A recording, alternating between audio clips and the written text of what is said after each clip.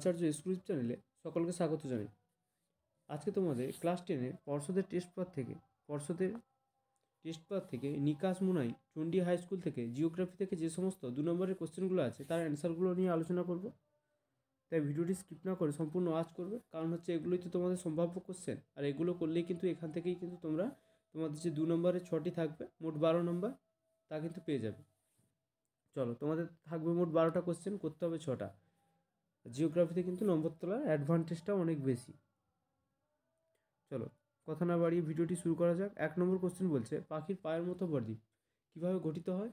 না, সমুদ্র তরঙ্গের তুলনায় নদী শক্তির পরিমাণ বেশি হলে পাখির পায়ের মতো বদ্বীপ গঠিত হয়। এক্ষেত্রে নদীবক্ষে সঞ্চিত পদার্থ প্রধান নদীকে ছোট ছোট শাখা নদীতে বিভক্ত করে পাখির পায়ের আঙুলের মতো দীর্ঘ ও সংকীর্ণ আকারে সমুদ্রের দিকে অগ্রসর হয়। একে পাখির পায়ের মতো বদ্বীপ বলে। উদাহরণ হিসেবে বলতে পারি কি কৃষ্ণা নদীর বদ্বীপ আর হচ্ছে মিসিসিপি মিসৌরি নদীর বদ্বীপ কিন্তু এই ধরনের বদ্বীপ। আর এই কোশ্চেনগুলো অবশ্যই কিন্তু খাতায় নোট ডাউন করে পড়ে নেবে। 7 থেকে 8টা সেট করলে কিন্তু তোমরা ওইখান থেকেই কিন্তু 2 নম্বরের কোশ্চেনগুলো কমন পেয়ে যাবে। অথবা কি দিয়েছে? অথবা দিয়েছে হচ্ছে প্লায়া কাকে বলে? প্লায়া কাকে বলে? অ্যান্সার দেখো, মরু অঞ্চলে বায়ুর ক্ষয়কার্যের ফলে যত ধরনের ভূমিরূপ সৃষ্টি হয় সেগুলির মধ্যে মরুহ্রদ বা প্লায়া হলো অন্যতম। প্রবল বায়ুপ্রবাহ মরু অঞ্চলের বালিকে এক জায়গা থেকে আর এক জায়গায় উড়িয়ে নিয়ে যায়। এইভাবে ক্রমাগত বালি অপসারিত হলে এক জায়গায় বড় বড় গর্তের সৃষ্টি হয়। গর্তগুলি গভীরতা যদি ভূগর্ভস্থ জলস্তর পর্যন্ত পৌঁছায় তাহলে এগুলি জলে পূর্ণ হয়ে লবণাক্ত জলের হ্রদ সৃষ্টি হয়। এগুলিকে বলে মরুহ্রদ বা প্লায়া হ্রদ। উদাহরণ হিসেবে বলতে পারি কি মিশরের কাটরা অবনত অঞ্চলে এই রকম অনেক হ্রদ দেখা যায়। আর একটা কথা বলে রাখি, তোমরা কিন্তু অবশ্যই কিন্তু এই যে প্লায়ার একটা চিত্র দেবে, আর হচ্ছে এই যে উদাহরণটা বললাম প্রতিটা সংজ্ঞার সঙ্গে উদাহরণ না হলে তার দুটো করে বৈশিষ্ট্য আর চিত্র অবশ্যই কিন্তু দেবে। জিওগ্রাফিতে ফুল নাম্বার পেতে চাইলে অবশ্যই কিন্তু এই টেকনিক তোমাদের কিন্তু ফলো করতে হবে। কি করতে হবে? প্রথমে সংজ্ঞা দিলে, তারপর উদাহরণ দিলে, দুটো করে বৈশিষ্ট্য যদি জানা থাকে দেবে, না হলে কিন্তু চিত্র দিতে হবে। বৈশিষ্ট্য চিত্র সব কিন্তু দিতে হবে, তবেই কিন্তু 2 নম্বরে 2 নম্বর পাওয়া যায়। চলো 2 নম্বর কোশ্চেনে কী বলছে, জেড বায়ুর দুটি বৈশিষ্ট্য উল্লেখ করো। আর অবশ্যই চ্যানেলটিকে সাবস্ক্রাইব করবে, কারণ তোমাদের এরপরে 6 থেকে 7টা সেট কিন্তু আমি করিয়ে দেবো। তাই অবশ্যই চ্যানেলটিকে সাবস্ক্রাইব করে নেবে। আর এইগুলো খাতায় নোট ডাউন করে পড়লেই কিন্তু এখান থেকেই কিন্তু তোমরা 6টা কমন পেয়ে যাবে। 12টা থাকবে, 10টা 12টা তো অবশ্যই কমন পেয়ে যাবে, সেখান থেকেই কিন্তু তোমরা 6টা ইজিলি করে নিতে পারবে।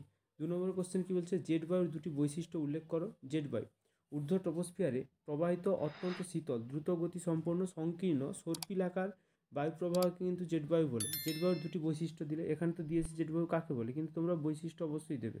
বৈশিষ্ট্য কি? 1 নম্বর বৈশিষ্ট্য দেখো, জিওট্রপিক বায়ু। জিওট্রপিক হবে এটা, ঊর্ধ্ব বায়ুমণ্ডলে বায়ু প্রবাহ সমচাপ রেখার সমান্তরালে প্রবাহিত হয়, তাই এটি জিওট্রপিক বায়ু নামে কিন্তু পরিচিত। 2 নম্বর বৈশিষ্ট্য কী বলছে না, বায়ুর গতিবেগ। এটি অত্যন্ত শক্তিশালী এবং দ্রুতগামী বায়ু। এই বায়ু ঘন্টায় 100 থেকে 500 কিলোমিটার বেগে কিন্তু প্রবাহিত হয়। দুটো দিলেই হবে, আমি 3টে দিয়ে রেখেছি, একটু দেখে নেবে। জেট স্ট্রিম কি? জেট স্ট্রিম দেখে নাও, সংকীর্ণ ঝর্ণা বা নদীর মতো প্রবাহিত হয় বলে একে জেট স্ট্রিম বা জেট প্রবাহ বলে। এই ছিল 3টে বৈশিষ্ট্য জেট বায়ু। অথবা দিয়ে কী দেওয়া আছে, সমুদ্র স্রোতের সংজ্ঞা দাও।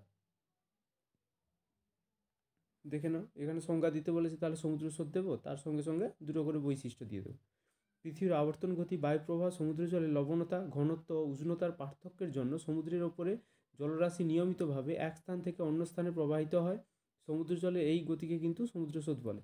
বৈশিষ্ট্য হিসেবে কী দিতে পারি দেখো, উষ্ণ স্রোত বহিঃস্রোত রূপে নিরক্ষীয় অঞ্চল থেকে মরু অঞ্চলের দিকে এবং শীতল স্রোত অন্তঃস্রোত রূপে মরু অঞ্চল থেকে কিন্তু নিরক্ষীয় অঞ্চলের দিকে প্রবাহিত হয়। এটা 1 নম্বর বৈশিষ্ট্য গেল। 2 নম্বর বৈশিষ্ট্য কী দেবো না, সমুদ্র স্রোত সোজাসুজি প্রবাহিত হয় না, ফেরোলের সূত্র অনুসরণ করে কিন্তু উত্তর গোলার্ধের ডান দিকে এবং দক্ষিণ গোলার্ধের বাম দিকে বেঁকে কিন্তু প্রবাহিত হয়, এটা জানো সবাই।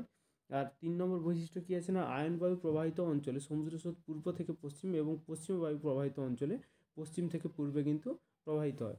3 নম্বর কোশ্চেন দেখে নেব, বজ্রের পুনর্ব্যবহার কাকে বলে? না, বজ্রের পুনর্ব্যবহারকে বজ্র কাঠামো নির্দেশিকাতে সংজ্ঞায়িত করা হয়েছে যে কোনো পুনরুদ্ধারের ক্রিয়াকলাপ হিসাবে যেখানে বজ্র পদার্থগুলিকে তাদের আসল উদ্দেশ্য বা অন্য উদ্দেশ্যে পণ্য উপকরণ বা পদার্থে পুনরায় প্রক্রিয়া করা হয়। মানে কি, যে পণ্যগুলো কী হবে, ওয়েস্ট হয়ে যাবে, সেগুলোকে ব্যবহারের উপযোগী করে তোলা হবে। এর মধ্যে জৈব উপাদানের পুনর্ব্যবহার অন্তর্ভুক্ত, তবে জ্বালানি বা ফিলার হিসাবে ব্যবহৃত উপকরণগুলিতে শক্তি পুনরুদ্ধার বা পুনর্ব্যবহার কিন্তু অন্তর্ভুক্ত নয়। অথবা কোশ্চেন দেওয়া ছিল বজ্র ব্যবস্থাপনার সংজ্ঞা দাও। না, বজ্র পদার্থের সৃষ্টির সময় থেকে তার পরিবহন এবং ফেলে দেওয়ার সময় পর্যন্ত বজ্র পদার্থের পরিমাণ হ্রাস, পুনর্ব্যবহার ও পুনর্নবীকরণের মাধ্যমে পরিচালনা করাকে কিন্তু বজ্র ব্যবস্থাপনা বলে। অন্যভাবে বলা যায়, এটা কীভাবে বলতে পারি না, আমাদের চারপাশে পড়ে থাকা নানা রকম বজ্র পদার্থ পেয়ে আমরা যদি আরও ব্যবহার করতে পারি বা সুপরিকল্পিতভাবে তার ক্ষতিকর প্রভাব কমিয়ে দিতে পারি, সেটাই হলো কিন্তু বজ্র ব্যবস্থাপনা বা ওয়েস্ট ম্যানেজমেন্ট। 4 নম্বর কোশ্চেন কী বলছে না, মৌসুমি বিস্ফোরণের সংজ্ঞা দাও। জুন মাসে দক্ষিণ পশ্চিম মৌসুমি বায়ুর প্রভাবে হঠাৎ করে ভারতীয় উপমহাদেশে মুষলধারে বৃষ্টিপাত হয়ে থাকে। আকস্মিকভাবে সৃষ্ট এই ধরনের নিম্নচাপজনিত দমকা বায়ুসহ বৃষ্টিপাতকে বলা হয় কিন্তু মৌসুমি বিস্ফোরণ। সুতরাং মৌসুমি বায়ুর আগমনের উদ্বোধনী ঘটনা হলো মৌসুমি বিস্ফোরণ। আসলে মৌসুমি বায়ু স্থলভাগে পৌঁছানোর আগে সামান্য হালকা ধরনের বৃষ্টিপাত হয়ে থাকে, কিন্তু তারপর যখন মৌসুমি আকস্মিক ও সক্রিয়ভাবে ভারতীয় উপমহাদেশে ভূখণ্ডে প্রবেশ করে, তখনই তাকে কিন্তু মৌসুমি বিস্ফোরণ বলা হয়। অথবা দিয়েছে, কোশ্চেনটা দিয়েছে দুন বলতে কী বোঝো, এই অ্যান্সারটা তোলা হয়নি, থাক পরের ভিডিওতে আমি অ্যাড করে দেবো। 5 নম্বর কোশ্চেনটা দেখে নাও, ভারতের একটি কৃষিভিত্তিক এবং একটি বনজভিত্তিক শিল্পের নাম লেখো। আমি কৃষিভিত্তিক অনেকগুলোই দিয়ে দিয়েছি। কৃষিভিত্তিক শিল্প কী কী আছে না, চা শিল্প আছে, রাইস মিল আছে, সুগার মিল আছে, পাটকল আছে, জ্যাম জেলি, আচারের লঘু ও বড় উদ্যোগ যেটা সেটা আছে। আর যদি আমি বলি বনশিল্প যদি বলি না, কাঠ, প্লাই, শালপাতা, ঔষধি ইত্যাদি। তোমাদের একটা করে দিতে বলেছে, একটা করে দিয়ে দেবে। এখানে তো 4-5টা করে দেওয়া আছে। অথবা দিয়ে কী কোশ্চেন দিয়েছিল, মিলেট জাতীয় শস্য বলতে কী বুঝি না, জোয়ার, বাজরা ও রাগি এই ধরনের যে কয়েকটি ক্ষুদ্র দানা শস্য, এদেরকে একত্রে মিলেট বলা হয়। 6 নম্বর কোশ্চেন দেখে নেব, উপগ্রহ চিত্র বলতে কী বোঝো।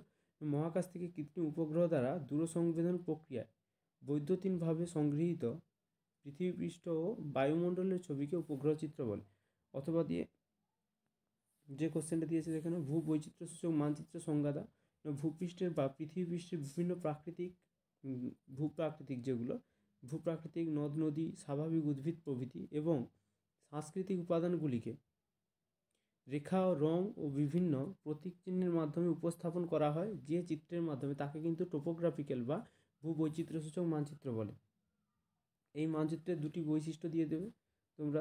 বৈশিষ্ট্য তো অবশ্যই দিতে হবে, কারণ সংজ্ঞা দিলে, বৈশিষ্ট্য দিলে, উদাহরণ থাকলে উদাহরণ দেবে, আর হচ্ছে চিত্রটা দিয়ে দেবে, তাহলেই কিন্তু 2-2 পাওয়ার আশা রাখবে না, নয়তো কিন্তু 2-2 পাওয়ার আশা রাখবে না।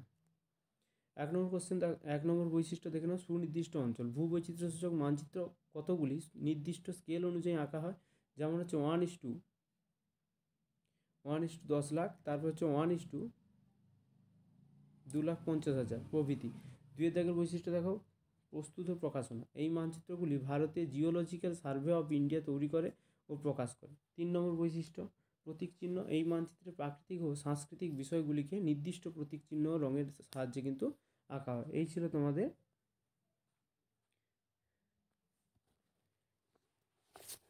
ছিল তোমাদের নিকাশ মোনাই চণ্ডী হাই স্কুল থেকে সমস্ত 2 নম্বরের কোশ্চেনের অ্যান্সারগুলো। অবশ্যই চ্যানেলটিকে সাবস্ক্রাইব করে রাখবে পরবর্তী ভিডিওটি পেতে। আর এই কোশ্চেনগুলো খাতায় নোট ডাউন করে অবশ্যই কিন্তু ভালো করে মন দিয়ে পড়ে নেবে, কারণ এই কোশ্চেনগুলোই কিন্তু সম্ভাব্য কোশ্চেন। আজকে এই পর্যন্তই থাকলো। Thank you. সবাই মন দিয়ে ভালো করে পড়াশোনা করো।